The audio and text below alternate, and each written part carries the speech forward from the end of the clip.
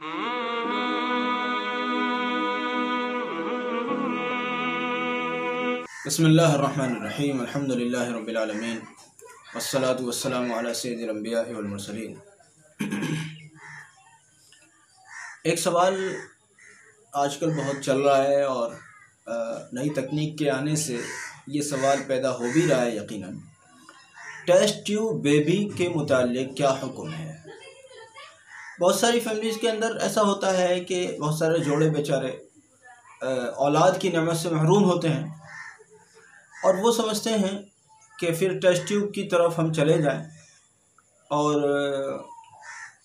उसकी वजह यह होती है कि बहुत बार मर्द बांझ होता है। असल में लोगों में गलतफहमी यह है कि औरत हमेशा औरत ही बांझ होती है। ये बिल्कुल गलतफहमी है।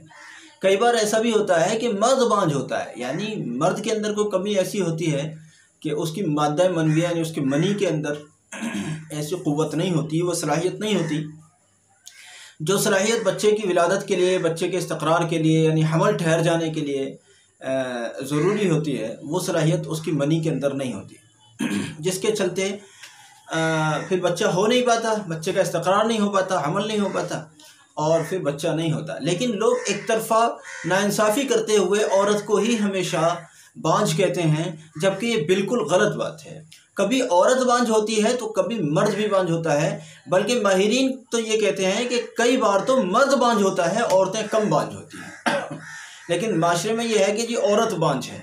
बहरहाल टेस्ट ट्यूब बेबी के मुताल्लिक़, जैसा कि टेस्ट ट्यूब बेबी से ये फ़ायदा हो जाता है कि उससे जो है मादा मनविया मुंतकिल किया जाता है, मनी मुंतकिल की जाती है औरत के रहम के अंदर, औरत के जिस्म के अंदर, और उससे अगर औरत बांझ नहीं है तो बच्चा हो जाता है। अब जब ये तकनीक आई है तो जाहिर बात है कि सवाल भी आया है कि जी इसका क्या हुक्म है, शरीयत इसको कहाँ तक पसंद करती है।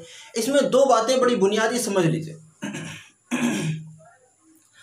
एक बात यह है कि अगर टेस्ट ट्यूब बेबी कराना है, सूरत हाल ये होती है कि कई बार मर्द का मादा मनविया, मर्द की मनी औरत के जिस्म में जब दाखिल होती है तो जो औरत के जिस्म में जो वो अंडे होते हैं जिनके अंदर ये सलाहियत होती है, जो बुनियादी हैसियत रखते हैं बच्चे की विलादत के लिए, सूरत हाल इस तरह से होती है कि मर्द की मनी और औरत की मनी वो आपस में मुद्गम हो जाती हैं और फिर उसके ज़रिए से फिर बच्चा होता है।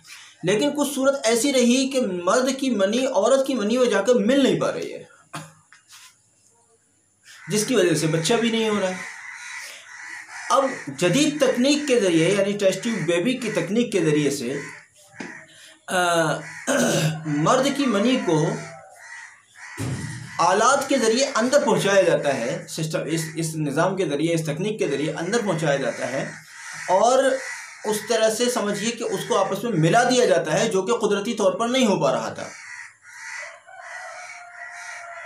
और इस तरह से बच्चे की विलादत हो जाती है, बच्चा इस्तक़रार में आ जाता है, हमल करार पा जाता है। तो ये दो तीन शर्तों के साथ जायज़ है।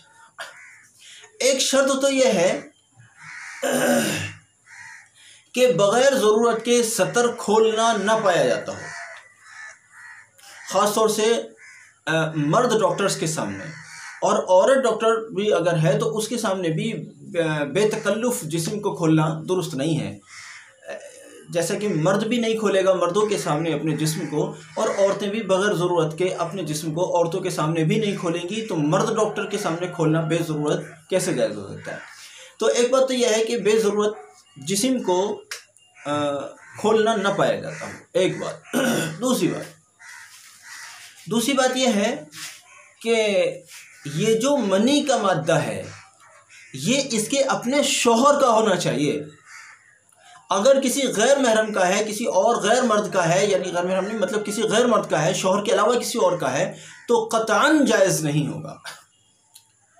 टेस्ट ट्यूब बेबी सिर्फ इस सूरत में जायज़ हो सकता है कि इसकी जो ये मनी है जो इसके जिस्म के अंदर दाखिल की जा रही है, ये सिर्फ इसके शौहर की हो, अलावा किसी की भी ना हो। अगर इसके शौहर की है तो सतर को बेज़रूरत न खोलने वाली शर्त के साथ जायज़ है, और अगर शोहर की न होकर किसी और की है तो हराम है। ये चीज़ है। असल में हर काम को करने से पहले शरीयत का हुक्म जानना ज़रूरी है। अल्लाह रब्बुल इज़्ज़त का हुक्म हमारे लिए सबसे बढ़कर है। दुनियादारी तो देखिए, दुनिया की ज़िंदगी तो किसी न किसी सूरत कट ही जाती है। जो लोग बहुत मालदार होते हैं वो भी ज़िंदगी गुजार लेते हैं, जो गरीब होते हैं वो भी गुजार लेते हैं। जिनके घर में माशाल्लाह खूब सारे बच्चे होते हैं उनकी भी ज़िंदगियाँ कट जाती हैं, और जिनके घर में एक भी बच्चा नहीं होता उनकी भी ज़िंदगियाँ कट जाती हैं।